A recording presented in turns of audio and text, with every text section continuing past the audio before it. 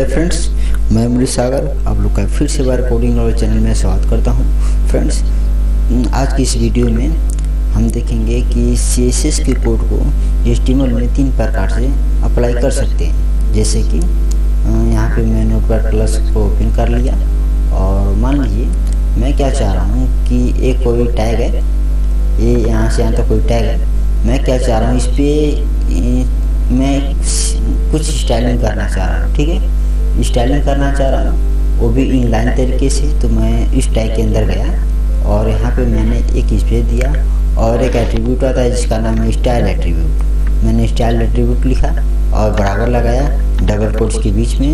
मैं इस टेक्स्ट से रिलेटेड कुछ CSS की प्रॉपर्टी को लिख दूंगा। जैसे कि मैं क्या चाह रहा हूँ कि जो इसका जो बाय डिफ़ॉल्ट कलर ब्लैक है वो रेड हो जाए। ठीक है, तो मैं यहाँ पे गया और यहाँ पे कलर नाम की एक प्रॉपर्टी आती है। यहाँ पे मैं उसका कलर रेड दे दे रहा हूँ और मैं क्या चाह रहा हूँ कि साइज भी बढ़ जाए। तो मैंने यहाँ पे फॉन्ट साइज नाम की एक प्रॉपर्टी आती है जिसकी मदद से उसकी साइज को हम बढ़ा सकते हैं। तो मैंने यहाँ पे दे दिया 40 पिक्सल। ठीक है, और इतना करने के बाद मैं इसको सेव करके और वो यहाँ से मैं राइट क्लिक किया और उसको मुझे रन कराना है। तो यहाँ से मैं इंटर मार दिया। ठीक है, तो मेरा कोड देखिए रन कर गया और उसका इफेक्ट देखिए उस CSS की कोड की इफेक्ट इस पे आ चुका है जो कि यहाँ पे दिख रहा है। ठीक है, तो ये हो गया हमारा पहला इनलाइन CSS। दूसरा तरीका होता है कि यदि इस टैग पे मैं कोई CSS की स्टाइलिंग करना चाह रहा हूँ तो मैं यहाँ पे गया हेड टैग के अंदर और यहाँ पे मैं लिखा स्टाइल टैग और स्टाइल टैग को मैंने क्लोज कर दिया। तो ये हमारा दूसरा तरीका हो गया इंटरनल CSS। तो इंटरनल CSS को लिखने के लिए स्टाइल टैग के अंदर लिखते हैं हम CSS का कोड को। तो यहाँ से हम मान लीजिए किसी टैग को सिलेक्ट कर ले रहे हैं। जैसे कि मैं क्या चाह रहा हूँ कि इस टेक्स्ट पे कुछ स्टाइलिंग करना चाह रहा हूँ, तो मैं इस टेक्स्ट को सिलेक्ट कर लिया। तो इस टैग को सिलेक्ट करने के लिए हम ये जो टैग का नेम है U है, हम इसी को यहाँ पे सिलेक्ट कर ले रहे हैं। जो कि इसकी पिछली वीडियो में मैंने बताया था कि यह एलिमेंट सेलेक्टर होता है या टैग सेलेक्टर होता है। मैं क्या चाह रहा हूँ इसका जो कलर है येलो हो जाए और उसका जो फॉन्ट साइज है वो भी कुछ बढ़ जाए। तो मैंने यहाँ पे फॉन्ट माइनस साइज प्रॉपर्टी को लिखा और यहाँ पर मैंने दे दिया 30 पिक्सल और यहाँ से को सेमीकोलन लगाया और यहाँ से जाकर के फिर से मैं इसको रिफ्रेश मारा। तो ये देखिए येलो कलर का हो चुका है। ये हो गया हमारा दूसरा तरीका अब CSS को लिखने का। तीसरा तरीका हम देखेंगे और तीसरा तरीका ये होता है कि हम जो एक्सटर्नल CSS होता है उसको हम कहीं और किसी दूसरे पेज पे लिखें और उस कोड को हम यहाँ पे लिंक कर दें लिंक टैग की मदद से। तो मैं यहाँ से एक नया पेज ले लेता हूँ। तो यहाँ पे नया पेज ले लिया और उससे भी पहले मुझे ये जानना ज़रूरी है कि मैं किस टैग पे मैं CSS की स्टाइलिंग करना चाह रहा हूँ। तो मैं क्या चाह रहा हूँ कि जो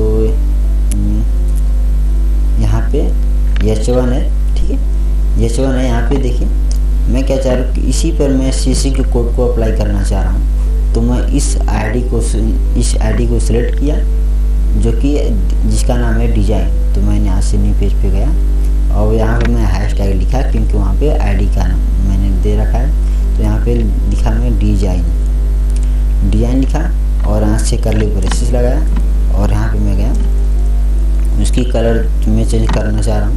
तो कलर दे दिया मैंने 20 कलर दे रहा हूँ, कोई कलर जिसकी मैंने ब्लू दे दिया और मैं फॉन्ट साइज भी बढ़ा दे रहा हूँ। मैं फ़िलहाल के लिए भी फॉन्ट साइज दे रहा हूँ, आप कोई भी प्रॉपर्टी अप्लाई कर सकते हैं। तो बस मैं समझने के लिए केवल ये 2 चीज़ अभी मैं अप्लाई कर रहा हूँ। तो मैंने यहाँ पे दे दिया 50 पिक्सल दे दिया और इसको सेव किया। अब सेव जब करेंगे ना तो इसकी कुछ हम नाम देंगे। जैसे मैंने यहाँ पे दे दिया style2.css।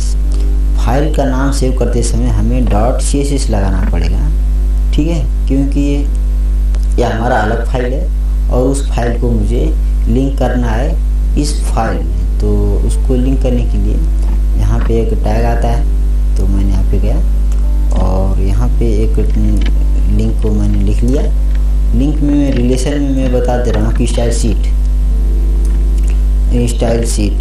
और स्टाइल शीट, और उसके बाद एच रेफरेंस में मैं उस पेज का नाम दे रहा हूँ जिसकी उस फाइल का नाम। तो यहाँ पे उस फाइल का नाम है style2.css। तो मैंने यहाँ पे गया और यहाँ पे मैं लिखा style2.css और इसको मैं सेव कर दी। और मैं यहाँ से अपने ब्राउज़र में गया और यहाँ से रिफ्रेश मार दिया। तो देखिए यहाँ पे उसका इफेक्ट आ चुका है। तो ये तो हमारा हो गया इनलाइन CSS, दूसरा इंटरनल CSS, तीसरा एक्सटर्नल CSS। तो एक बार फिर से मैं रिवीजन करा दे रहा हूँ। पहला जो होता है इनलाइन CSS। इनलाइन CSS को हम किसी टैग के अंदर ही लिखते हैं, स्टाइल एट्रीब्यूट के अंदर, यहाँ पे जो कि मैंने लिख रखा है।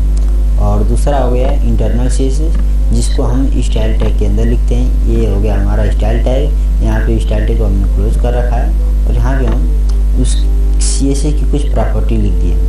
तीसरा हो गया एक्सटर्नल CSS जो कि हम किसी दूसरे पेज पे लिखे हैं और इस कोड को हमने लिंक कर दिया है यहाँ पे,